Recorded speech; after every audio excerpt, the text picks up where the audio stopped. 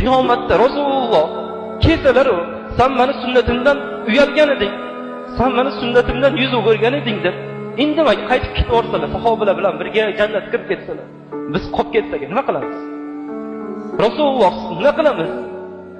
Rasululloh jannatga sahobalar bilan, Abu Bakrlar bilan kirib ketsalar, biz qolib ketsak qiyomat kuni. Qanaqa holat, nima tadidi biz uchun?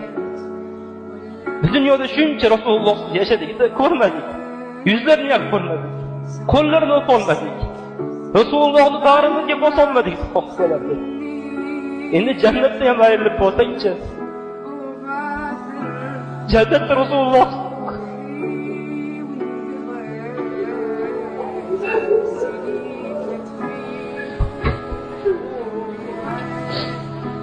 sahobalar yig'lashdilar. Ey Allohning Rasuli, biz siz nima qilamiz qiyomat kunida?